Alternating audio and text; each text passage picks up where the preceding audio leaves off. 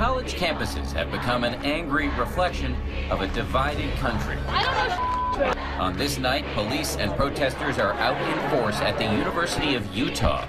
I pledge allegiance to the flag! All because of this baby-faced 33-year-old father of two. I mean, let's be real about this. Look at me. I mean, like, do I look like a physical threat to anybody? Do I seem like a physical threat to anybody? The last time I was in a fight, I was 14 years old. I was 2 years younger than everybody else in my high school class, and I was getting my ass kicked. Ben Shapiro is editor-in-chief of the conservative Daily Wire and host of a popular political podcast downloaded millions of times a week. Is that good for America or just good for President Trump? He's now at the center of a nationwide debate about whether conservative voices are being stifled by protesters on American college campuses. They're still your president! Just today at the University of Florida, tensions flaring during an event featuring the white nationalist Richard Spencer.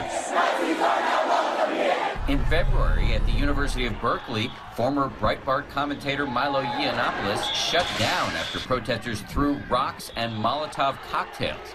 And just last month, when Ben Shapiro spoke at the University of Berkeley, local authorities spent more than $500,000 on security. It's amazing they had to essentially lock that place down for you. And the headlines were nuts. I mean, the headlines like, Berkeley braces for Shapiro visit.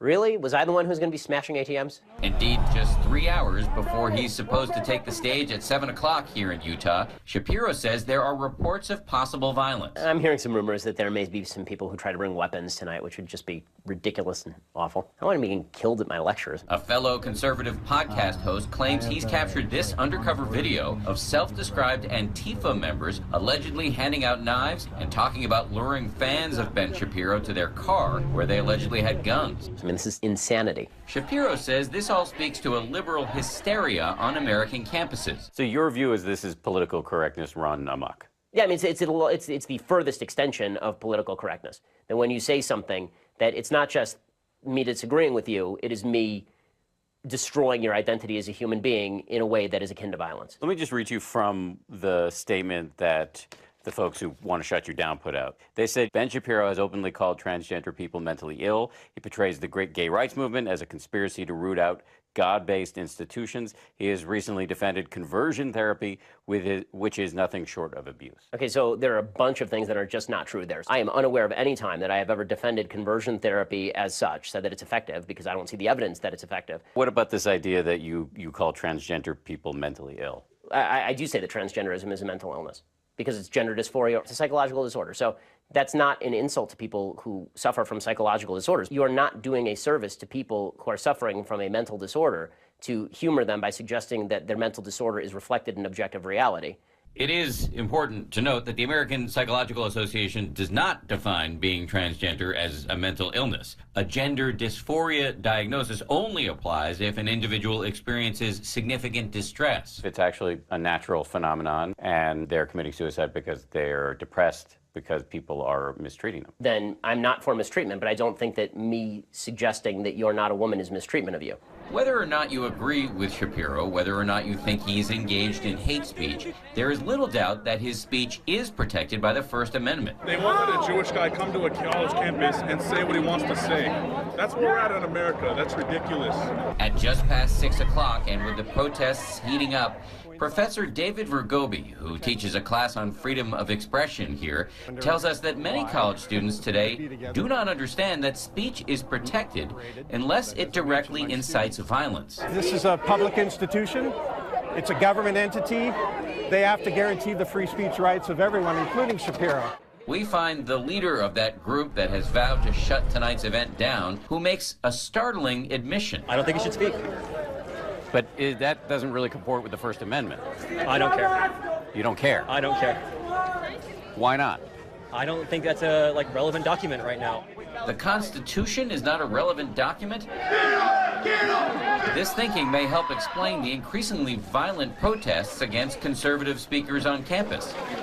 By shortly after 7 p.m. here at the University of Utah, Ben Shapiro is backstage ready to go on after his security team sneaked him into the building. One irony is that while he's hated by many on the left, he's also hated by the self-described alt-right. I've been very, very outspoken against the alt-right. I've said the alt-right is a garbage movement composed of garbage ideas, that it has nothing to do with constitutional conservatism. Shapiro is also fiercely critical of Donald Trump, and he publicly quit his last job at Breitbart News when a female colleague was allegedly manhandled by Trump campaign manager Corey Lewandowski, and Shapiro thought Breitbart failed to have her back. And I quit under very public circumstances because Breitbart had been turning itself into a Trump propaganda arm, and the alt-right really liked President Trump, or then candidate Trump. What kind of blowback have you received?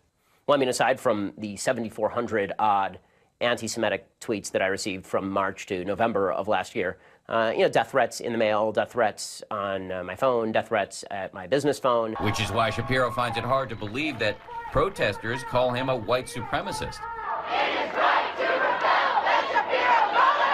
That is the stupidest thing I have legitimately ever heard. I keep hearing this, and I keep wondering, was it the yarmulke that gave it away? Shapiro has been interested in politics for as long as he can remember. I found a paper from when I was like 10 or 11 talking about the Clinton impeachment, so I assume that I was into it even then.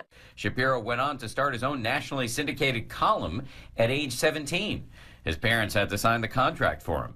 He graduated UCLA at age 20, put out 2 books by age 21, and graduated Harvard Law at age 23. As Shapiro takes the stage in Utah, it immediately becomes clear that all of his time on elite campuses apparently did little to temper his conservative views, in particular on what he calls America's culture of victimization. On stage, he inserts himself into some of the most heated debates in our divided country, from police shootings to the NFL kneeling controversy. Is racism real? Yeah, of course racism is real, but I don't think institutional racism is necessarily real. So yes, of course there are racists, and racist cops who shoot black guys for no reason should go to jail and they should throw away the key. But this idea that's put out there by these kind of broad statements about America being a discriminatory, racist country, I don't know how that helps anything, and I don't think it's actually true. Isn't that to ignore our history?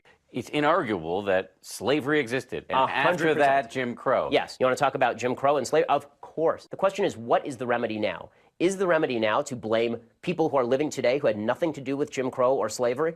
I didn't hold slaves, did you? As Shapiro holds forth inside the lecture hall, outside, scuffles break out in the crowd.